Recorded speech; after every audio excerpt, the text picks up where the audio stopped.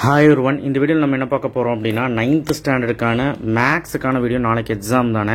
So கண்டிப்பாக வந்து பார்த்தீங்கன்னா இந்த இம்பார்ட்டன்ட் கொஸ்டின்ஸ் படிச்சிங்கனாலே உங்களால் ஈஸியாக பாஸ் ஆகிட முடியும். பாஸ் பண்ணுறதுக்கு நமக்கு 35 தேவை, ஆனால் 50 மார்க் எடுத்து பாஸ் பண்ணுற மாதிரி நான் சொல்கிறேன். அண்ட் ப்ளஸ் இன்னொரு விஷயம் 90 above அந்த சென்டம் எடுக்கிறதுக்கும் நான் வழி சொல்கிறேன் லாஸ்ட் மினிட். ஓகேவா? ஸோ 1 மார்க் புக் பேக்கை படிச்சிருங்க. பாஸ் பண்ணுறதுக்கும் சென்டம் எடுக்கிறதுக்கு எல்லாத்துக்குமே 1 மார்க் புக் பேக் படிச்சிருங்க. 14 வந்துடும். 2 மார்க்ஸில் என்ன பண்ணுறீங்கன்னா செட்டில் 2 வந்துடும். செட்டில் பேசிக்ஸ் ஃபஸ்ட்டு 3 யூனிட் இருக்குல்ல, 3 எக்ஸசைஸ் நல்லா தெரிஞ்சு வச்சுக்கோ. சரியா? அது போதும். அந்த ரேஷனல் நம்பர் அந்த செகண்ட் சாப்டரில் என்ன பண்ணுறேன்னா ஃபஸ்ட்டு ஒரு 2 எக்ஸசைஸ் ஓரளவுக்கு தெரியுமான்னு பாரு. அதுக்கப்புறம் ஸ்டாட்லேயும் ப்ராபபிலிட்டிலையும் ஒன்று கேட்டுருவான். ஸோ ஸ்டாட்லி ப்ராபபிலிட்டி இருக்கிறதே ஒரு 10 சம் தான் இருக்கும். ஸ்டாட்டில் ஒரு 2 எக்ஸசைஸ் இருக்குது, ப்ராபபிலிட்டியில் ஒரு எக்ஸசைஸ் தான் இருக்குது. ஸோ ஈஸியாகவே உங்களால் 2 மார்க் 5 2 மார்க்கு படித்து எழுதிட முடியும். ஸோ ஸ்டாட்டு ப்ராபபிலிட்டி பாருங்கள், 3 கொஸ்டின் ரைஸ் ஆகிருக்கு. ஸோ அதனால் நீங்கள் இந்த 3 ஸ்டாட்டு ப்ராபபிலிட்டி நல்லா படிச்சுக்கோ. அதாவது 8th சாப்டர் 9th சாப்டர். சரிங்களா? ஸோ இதில் இருக்கிறதாவே படிச்சுக்கலாம், பட் இதோட மாடலும் பார்த்துக்கலாம். அண்ட் செட்டு இதிலே 5 2 மார்க் ஆச்சா? ஸோ ப்ளஸ் நடுவில் வந்து பார்த்தீங்கன்னா உங்களால் முடிஞ்ச 2 மார்க். இப்போ இந்த கோஆர்டினேட் ஜாமெட்ரியில் வந்து பார்த்தீங்கன்னா distance between formula, mid point formula, centroid formula, அதுக்கப்புறம் வந்து இந்த ஃபார்முலாஸ் எல்லாம் தெரிஞ்சு போயிட்டே இருக்கலாம். அண்ட் அதே மாதிரி மென்சுரேஷன்லேயும் 2 கேட்பாங்க. மென்சுரேஷனில் வந்து 7.1லையும் 7.2லையும் முடிஞ்ச அளவுக்கு ஃபஸ்ட்டு ஒரு 3 சம் பார்த்துருங்க. And formula TSA, lateral surface and வால்யூமோட ஃபார்முலா தெரிஞ்சிங்கன்னா இது போட்டுடலாம். அண்ட் மித்தபடி மீதியெல்லாம் ஈஸி தான், ட்ரை பண்ணால் நீங்கள் போட்டுடலாம். அண்ட் ஈஸியாக அடிக்கணும்னா இதாங்க, first chapter 8th chapter 9th chapter 2 mark போதும்.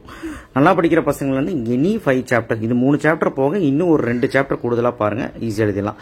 அண்ட் 5th சாப்டர் 5 மார்க்கை பொறுத்த வரைக்கும் 10 எழுதணும். அதில் வென்டேகிராம் கண்டிப்பாக கேட்டுறாங்க. அதுக்கு நீங்கள் வந்து செட்டில் நீங்கள் வந்து லாஸ்ட் எக்ஸஸ் கார்டியாலிட்டி அது நீங்கள் நல்லா படிக்கணும். முன்னாடி வந்து ரொம்ப வீக்காக இருந்தீங்கன்னா வென்டேகிராம் அண்ட் டிமோர்கன் இதை ப்ரூவ் பண்ணுறது லாஸ்ட்டுக்கு முன்னாடி எக்ஸசைஸ், அந்த எக்ஸசைஸில் இருக்க எல்லா ப்ரூஃப்ஸுமே பார்த்து வச்சுக்கணும். அண்ட் வென்டேகிராம் எல்லா வென்டேகிராமும் பார்த்து வச்சுக்கணும். சரிங்களா? ப்ளஸ் கார்டியாலிட்டி பார்த்தா நல்லது லாஸ்ட் எக்ஸசைஸ். அண்ட் இதில் செகண்ட் சாப்டரில் கண்டிப்பாக ஒரு சம் சொல்கிற பாருங்க. கடைசி எக்ஸசைஸில் லாஸ்ட் 3 சம் கண்டிப்பாக பாரு, அது ஒரு சம் வந்துடும். அதில் ஒரு சம் தான் இது. எக்ஸாம்பிள்லேயே கடைசி ஒன்று பார்த்துரு. அடுத்தது அதே மாதிரி செகண்ட் எக்ஸசைஸில் தான் இது. ஸோ முடிஞ்சால் இந்த சம் பார்த்துரு. அண்ட் ஃபேக்டரைசேஷனில் இதுதான் பார்க்கணும் அவசியம், எம் கண்டுபிடிக்க சொல்லிக்கிறாங்க.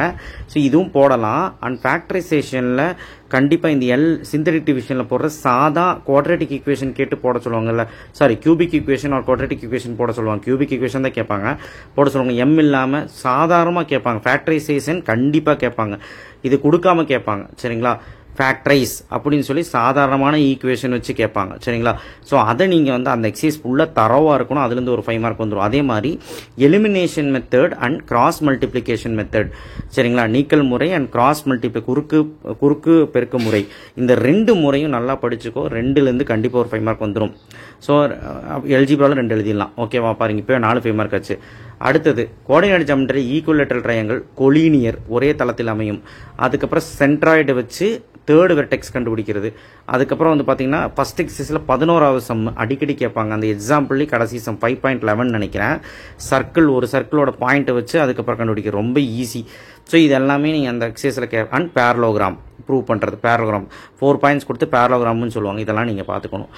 அண்ட் அதே மாதிரி வந்து பார்த்தீங்கன்னா மீடியன் மோடு கண்டிப்பாக வந்து அந்த ஸ்டாட்டில் லாஸ்ட் எக்ஸசைஸில் மீடியன் மோடில் என்னென்ன சம்ஸ் இருக்கோ பார்த்துக்கோ.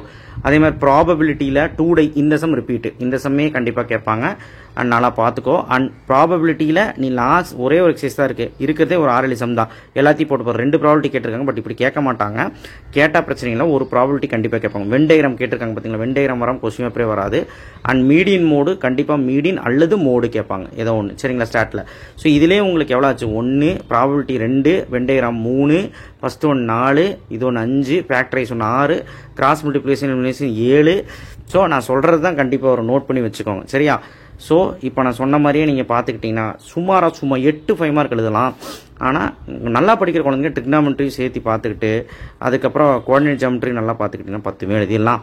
ஸோ அண்ட் ரொம்ப முக்கியமான விஷயம் கிராஃப் ஜாமெட்ரியில் வந்து பார்த்தீங்கன்னா உங்களுக்கு கன்ஸ்ட்ரக்ட் சென்ட்ராய்டு அண்டு இது வந்து பார்த்தீங்கன்னா சர்க்கம் சர்க்கிள் இதுவும் பார்க்கலாம், சென்ட்ராய்டு பார்க்கலாம். இந்த எக்ஸசைஸில் எல்லாமே படிச்சிருங்க. ஏதோ 1வது பாருங்கள்.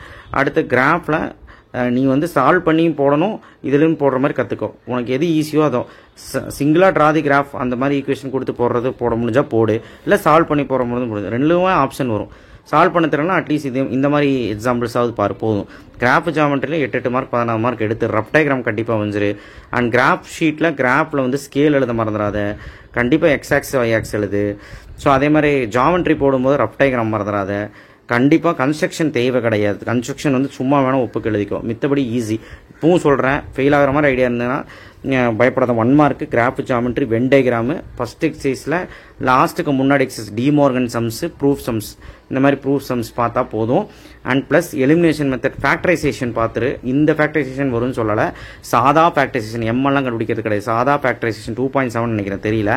அண்டு கட்டாயமாக வர்றது பார்த்தீங்கன்னா மீடியன் மோடு ப்ராபபிலிட்டியில் இந்த 2 டை சம் கண்டிப்பாக வரும். மீடியனில் மோடில் ஏதோ ஒரு சம் கண்டிப்பாக கேட்பாங்க, நீங்கள் ஏதோ ஒரு சம் எக்ஸாம்பிள் எக்ஸசைஸ் பார்த்து தான். ஸோ இதுதான் 9th ஸ்டாண்டர்டுக்கு மேக்ஸ். கண்டிப்பாக வந்து நாளைக்கு நல்லபடியாக எழுதிட்டு வாங்க. தேங்க்யூ. ஷேர் பண்ணுங்கள், சப்ஸ்கிரைப் பண்ணுங்கள், மறக்காம பெல் ஐகானை ப்ரெஸ் பண்ணுங்கள்.